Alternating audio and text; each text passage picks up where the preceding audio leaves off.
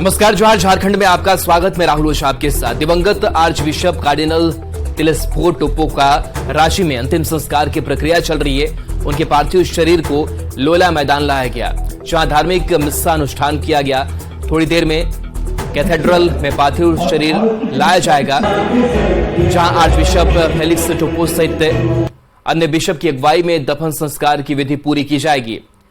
लोला मैदान में मुख्यमंत्री हेमंत सोरेन के साथ साथ कांग्रेस प्रदेश अध्यक्ष राजेश ठाकुर और पूर्व केंद्रीय मंत्री सुबोधकांत सहाय ने दिवंगत कार्डिनल के पार्थिव शरीर को भावभीनी श्रद्धांजलि अर्पित की। साथ ही आम लोगों ने भी दिवंगत कार्डिनल के अंतिम दर्शन कर उन्हें श्रद्धांजलि अर्पित की है।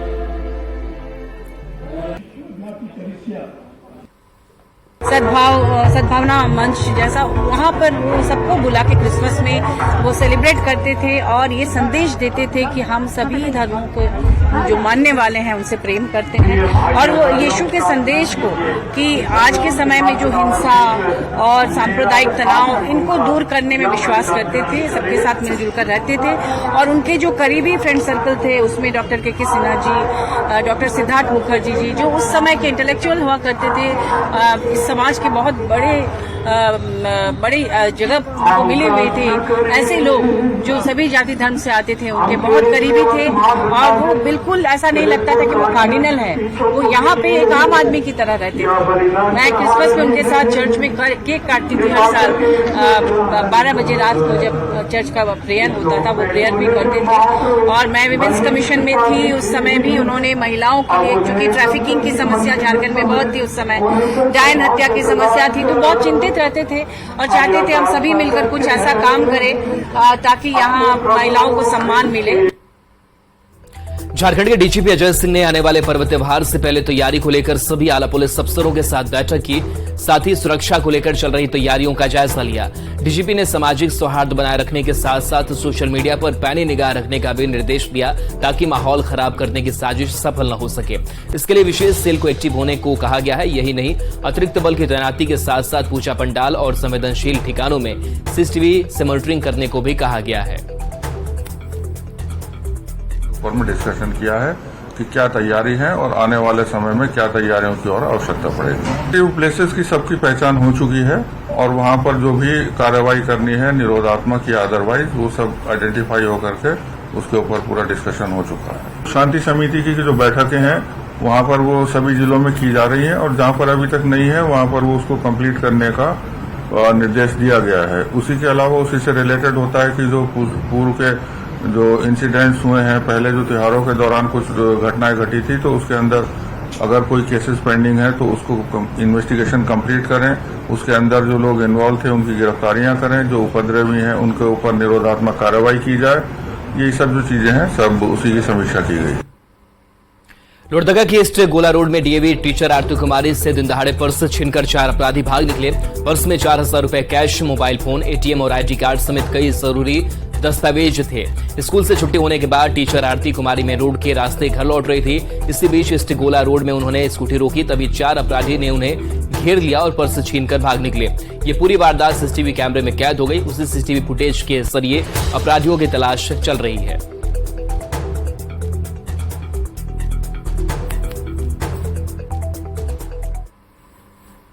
जमशेदपुर में बिष्टुपुर के बर्गर रेस्टोरेंट में अचानक आग लगने से हड़कंप मच गया। आग में लाखों रुपए का सामान जलकर राख हो गया। रेस्टोरेंट के मालिक की सूचना पर अग्निशमन विभाग की 2 टीम मौके पर पहुंची और आग पर काबू पाया। हालांकि तब तक काफी नुकसान हो चुका था। जिस जगह पर रेस्टोरेंट है वहां से महज 200 मीटर की दूरी पर पेट्रोल पंप है। समय रहते आग पर काबू नहीं पाया जाता तो बड़ा हादसा हो सकता था। शॉर्ट सर्किट के चलते आग लगने की आशंका जताई जा रही है।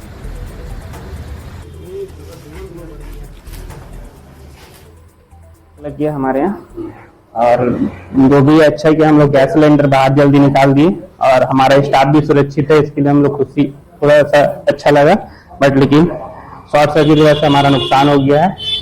मिनिमम 1.5 से 2 लाख का आसपास नुकसान हो गया है। कुछ नहीं, हम लोग ऑर्डर जैसे किचन प्रिपरेशन कर रहे थे अपने वर्क का, निकले बाहर बना के किचन से और शॉर्ट सर्किट हो गया सर अचानक। नहीं, कोई क्षति नहीं हुआ। हमारा स्टाफ भी मतलब सुरक्षित है, और हम आगे का जो फ्लोर एरिया है, कस्टमर एरिया, वहाँ कुछ क्षति नहीं हुआ है। रांची यूनिवर्सिटी के लॉ छात्रों ने बेहतर पढ़ाई और बेहतर सुविधा की मांग को लेकर कॉलेज कैंपस में हंगामा मचाया। साथ ही लॉ कॉलेज में तालाबंदी कर दी। नाराज छात्र छात्राओं ने रांची यूनिवर्सिटी के खिलाफ जमकर नारेबाजी की और कुलपति को बुलाने की मांग की।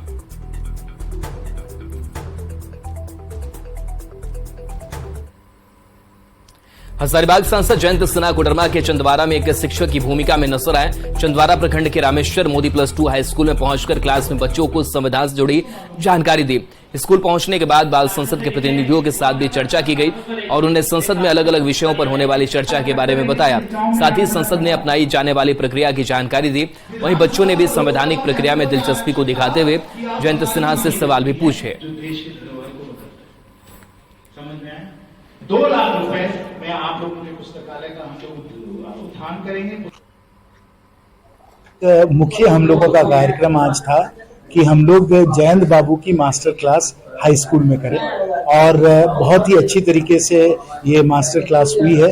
और मास्टर क्लास में जो हम पूरे क्षेत्र में स्कूलों में करते आते हैं उसमें हम सरकार के बारे में, संविधान के बारे में, देश के बारे में बातें रखते हैं और बच्चों के साथ संवाद होता है, प्रश्नोत्तर होता है बच्चों के साथ और बहुत खुशी से बच्चे जो हैं जवाब देते हैं और हम लोगों का बहुत रोचक और मनोरंजक समय इस तरीके से गुजर जाता है। हमारे स्कूल के लिए लाइब्रेरी के लिए 2 लाख रुपए का 2 लाख रुपए रखा है, जो कि मतलब वहाँ के जितने भी किताब होंगे कि सभी प्रकार के सभी चीजों को उपलब्ध कराएं।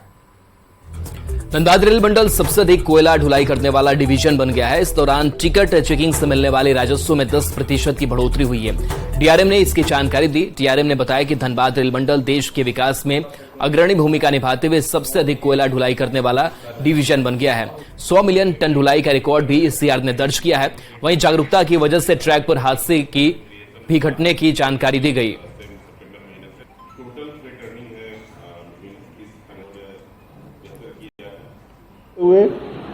भारत इंडिया के डेवलपमेंट के लिए सबसे ज्यादा कोयला उपलब्ध कराने वाला डिवीजन बन गया है और हम लोग की ये कोशिश है कि ये सेम चीज हम नेक्स्ट 6 महीने में और बेटर करें।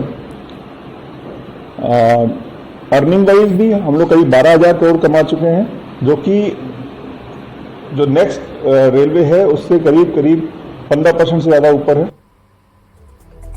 देवघर कलेक्ट्रेट कैंपस से डीसी ने बाल विवाह मुक्त भारत जागरूकता रथ को रवाना किया। स्वयंसेवी संस्था की मदद से 6 जागरूकता रथ को विभिन्न प्रखंडों में रवाना किया गया। इसके पहले देवघर के विभिन्न चौक चौराहे पर भी घूमकर आम जनता को जागरूक किया गया। डीसी ने बताया कि बाल विवाह और महिला उत्पीड़न एक सामाजिक बुराई है जिसे जड़ से खत्म करने की जरूरत है। उन्होंने सामूहिक प्रयास पर जोर देते हुए इस सामाजिक कुरीति को जड़ से खत्म करने की बात कही।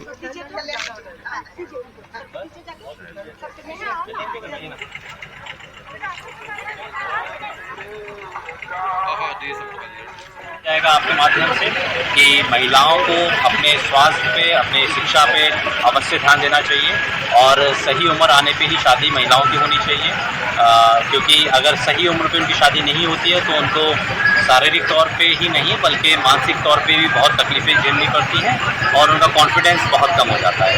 हमारा समाज आगे बढ़े उसके लिए आवश्यक है कि महिलाओं की भागीदारी बराबर की रहे और महिलाएं अपने हर क्षेत्र में आगे बढ़ें। धन्यवाद।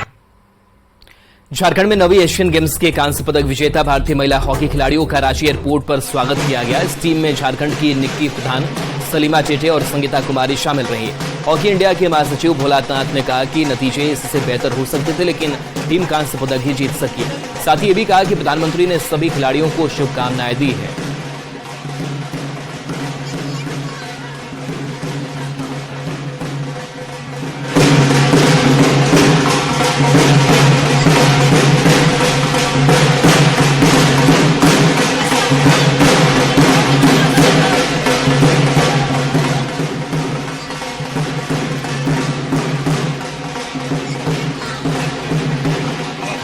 एशियन गेम्स में कांस्य पदक जीतने वाली भारतीय महिला हॉकी टीम के सदस्यों के घर लौटने का सिलसिला जारी है। वहीं खिलाड़ियों का घर में भी जोर शोर से स्वागत किया जा रहा है। भारतीय महिला हॉकी टीम में शामिल 2 बार की ओलंपियन निक्की प्रधान का भी उनके घर में स्वागत किया गया। खूंटी से पहुंची नानी को जब निक्की ने अपने मेडल पहनाया तो भावुक हो गई। आपको बता दें कि एशियन गेम्स में महिला हॉकी टीम ने ब्रॉन्ज मेडल जीता है। निक्की प्रधान और उनकी फैमिली से बात की रांची संवाददाता संजय कुमार सिन्हा ने। गेम्स में कांस्य पदक जीतकर भारतीय महिला हॉकी टीम अपने घर लौट चुकी है। सभी खिलाड़ी अपने अपने घर भी जा चुके हैं। झारखंड की निक्की प्रधान, जो कि 2 बार की ओलंपियन है, तेज तर्रार डिफेंस खिलाड़ी है, अपने घर लौटी है। परिवार में मिलने जुलने का सिलसिला भी जारी है। नानी भी मिलने आई है। जाहिर है कि निक्की प्रधान के गले में जो आप देख रहे हैं, पदक देख रहे हैं, यह पदक दरअसल भारतीय महिलाओं की टीम ने जो ब्रॉन्ज मेडल जीता है वो पदक है। निक्की, सबसे पहले न्यूज 18 के दर्शकों को पदक दिखाए हम। टीम की रणनीति एक बार जब चाइना से हार मिली तो एक जाहिर है कि ये कहा जाने लगा था कि शायद हम पदक न जीत पाए। फिर ऐसा क्या हुआ चेंजिंग कि सडनली टीम के हाथ ब्रॉन्ज लगा? बिल्कुल, हम लोग सेमी में हारे थे तो हम लोग काफी हताश हुए थे कि हम शायद सब कुछ खो दिया हमने, तो हम ब्रॉन्ज भी नहीं जीत पाएंगे। पर हमारी टीम ने एक दूसरे को काफी मोटिवेट किया और हम जापान के साथ 3rd प्लेस के लिए खेले और हम उससे मेडल मिला। चलिए हम निक्की प्रधान की नानी से बात करेंगे, जो खुद मिलने के लिए आई हैं अपनी नतनी से। बोले, नतनी जीती है पदक, क्या कहेंगे? मुर्ग बेस लगा था कहा। क्या गर्व की बात क्या होगी कि नतनी ने खुद गले में देखिए पदक डाला है। नानी खुद दिखाइए, पदक का वजन इतना ज्यादा है, देखिए। बोले, कैसा लग रहा है पदक पहनकर? ठीक लग रहा है। आंखों के आंसू बता रहे हैं कि इस पदक के इस परिवार के लिए क्या मायने हैं। और जाहिर है कि जब नतनी कुछ करती है तो नानी किस कदर खुशी के आंसू बहाती है, वो नजारा भी यहाँ पर है। बता दें कि निक्की प्रधान 4 बहन हैं और चारों बहन हॉकी की नेशनल प्लेयर हैं।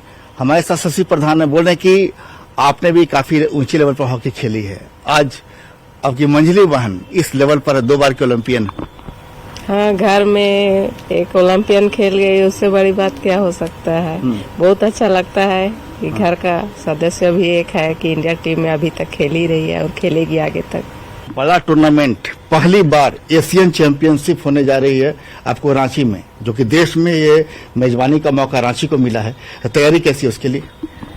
उसके लिए हम लोग की तैयारी काफी अच्छी है और हम लोग उम्मीद करते हैं कि हम लोग यहाँ पे गोल्ड लेके आएंगे और इससे हमारे झारखंड के जितने भी प्लेयर हैं उनको भी काफी मोटिवेशन मिलेगा। हिसाब कुछ समीकरण ऐसा था कि टीम के लिए पदक जीतना मुश्किल था, लेकिन टीम ने अपने हौसला से, अपने खेल से ब्रॉन्ज जीता। साथ ही साबित किया कि वास्तव में हॉकी में, खासकर महिला हॉकी में, भारतीय टीम का सानी नहीं है। कैमरामैन संजीत तिवारी के साथ संजय कुमार सिन्हा, न्यूज 18 रांची।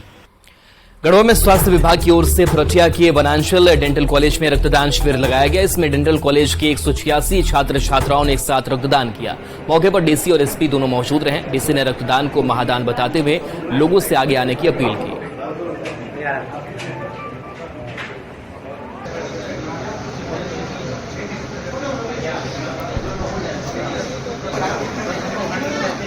तो 188 लोगों ने अपना रजिस्ट्रेशन कराया और उसमें ब्लड डोनेट कर रहे हैं। रक्तदान महादान कहना ही नहीं है कुछ, इसमें जो है इससे बड़ी मानवता की सेवा और क्या हो सकती। जो जहां रहे दूसरों के लिए कुछ करे, कर सकते।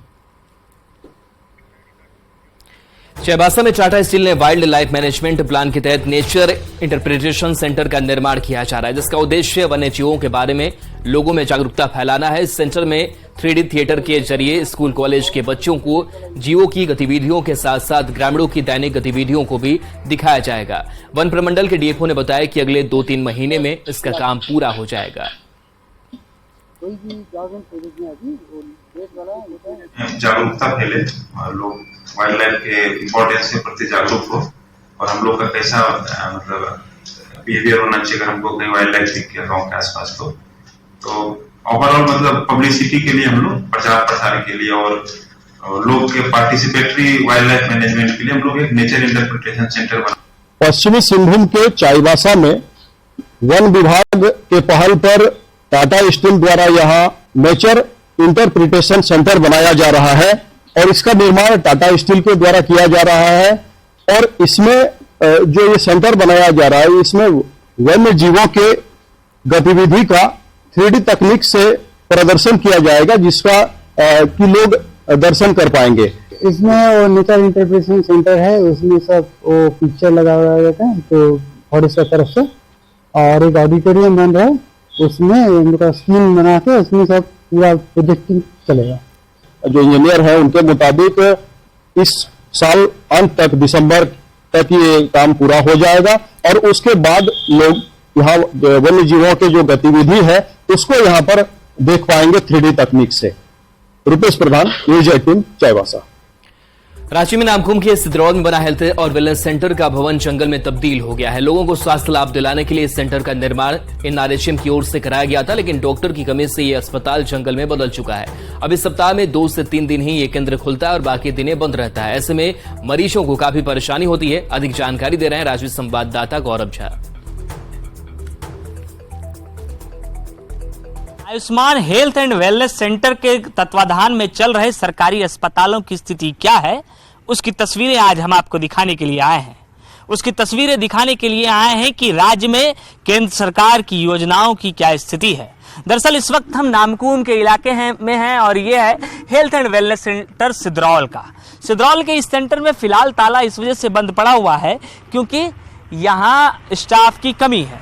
टेलीफोनिक वार्ता के दौरान जो अधिकारी हैं उन्होंने बताया है कि स्टाफ नहीं होने की वजह से कुछ स्टाफ की जो पोस्टिंग है वो यहाँ से छोड़कर दूसरे जगहों पर दे दी गई। उस वजह से कुछ दिन इसमें ताले लगे होते हैं, कुछ दिनों में ये चलता है। लेकिन इसकी स्थिति एक दफ़ा आप देख लीजिए कि अस्पताल के अंदर अगर सप्ते में 1-2 दिन भी ये अस्पताल चलता है तो क्या है, क्या ये जंगल है या फिर अस्पताल है। जिस तरीके से राज्य भर में डेंगू की स्थिति रही है और पूरे राज्य में डेंगू के मरीजों का आंकड़ा बढ़ा है, उस दौरान अगर अस्पतालों की इस तरीके की स्थिति होगी, उन अस्पतालों की स्थिति जहां से कि ग्रामीण इलाके के मरीजों को इलाज मिल सके, उन अस्पतालों की स्थिति जहां ग्रामीण मरीज पहुंचकर दवाई ले सके और सुई और इंजेक्शन ले सके, उन अस्पतालों में अगर इस तरीके से घास भरा हुआ होगा, जंगल बन रहा होगा, तो निश्चित रूप से यहाँ मरीज और उसके साथ साथ डॉक्टर नहीं आते होंगे। दूसरी तरफ एक दफा जब हमारी नजर जाएगी तो आपको पता चलेगा शौचालय भी यहाँ बनाए गए हैं, उसके भी गेट टूट चुके हैं, यानी वहां भी कोई उसको इस्तेमाल नहीं कर सकता है।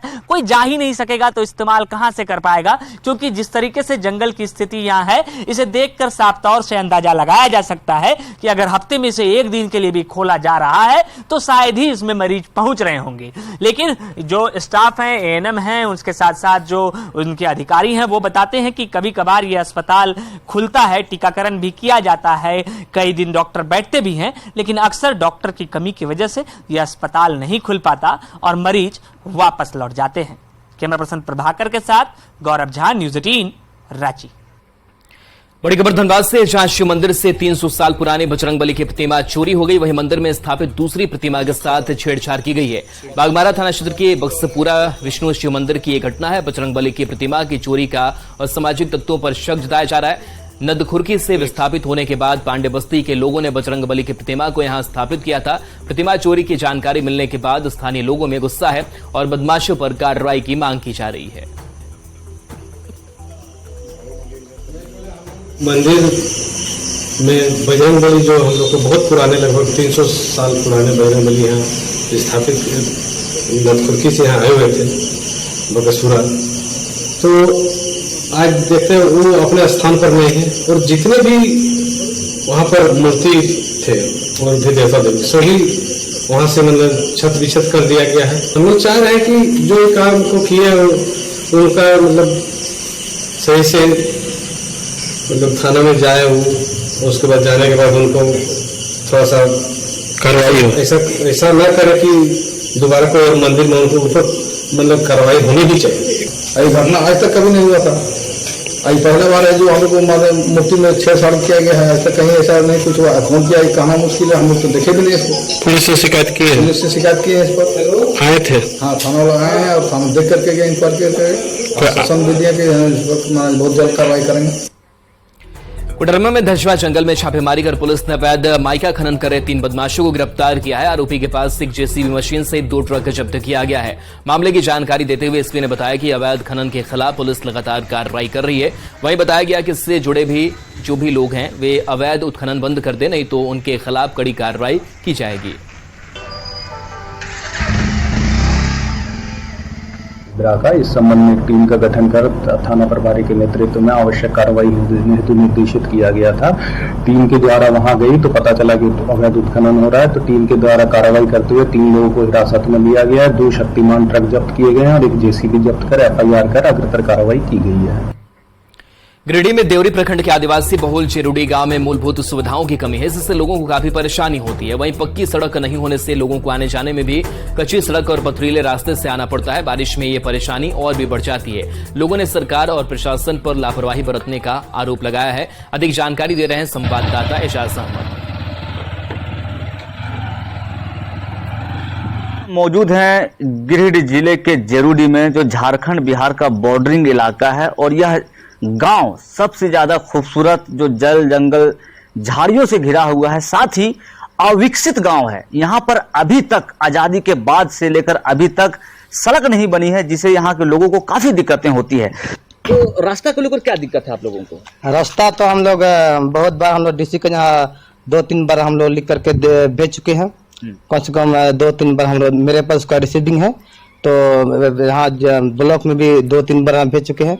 कम से कम हम लोग 6 या 7 बार हम लोग ऑलरेडी हम लोग गिरिडीह ऑफिस में हम लोग दे चुके हैं। अभी तक उसका रोड निर्माण तक कोई सुनवाई अभी तक नहीं हुआ है। दूरी का टाइम आता है, उस समय गाड़ी एम्बुलेंस मतलब हम लोग का घर तक नहीं पहुंच पाता है, रास्ता खराब होने के कारण। लेकिन हम लोग कोशिश करते हैं ऐसे खटिया में टांग करके उसको वहां तक ले जाते हैं, मेन रास्ता तक। यह नक्सल प्रभावित इलाका है, अति नक्सल प्रभावित जोन इसे माना जाता है, और है भी ऐसे में क्योंकि ये बिहार और झारखंड का बॉर्डर गांव है और आखिरी गांव है, और आखिरी गांव होने के नाते ये अति नक्सल प्रभावित इलाका है। ऐसे में सड़क निर्माण अभी तक नहीं कराया जाना कहीं ना कहीं सरकार की विफलता है, स्थानीय प्रशासन की भी विफलता है। गिरिडीह से न्यूज 18 के लिए मैं एजाज अहमद। आईओसी के 141वें सत्र से पहले रिलायंस फाउंडेशन की फाउंडर, चेयरपर्सन और आईओसी मेंबर नीता अंबानी ने इंटरनेशनल ओलंपिक्स कमेटी के अध्यक्ष थॉमस बाक का अपने आवास पर पारंपरिक तरीके से स्वागत किया। इस मौके पर RIL के CMD मुकेश अंबानी भी मौजूद रहे। मुंबई में 15 से 17 अक्टूबर के बीच आईओसी सत्र का आयोजन किया जाएगा। 4 दशक के बाद पहली बार आईओसी सत्र का आयोजन भारत में होने जा रहा है।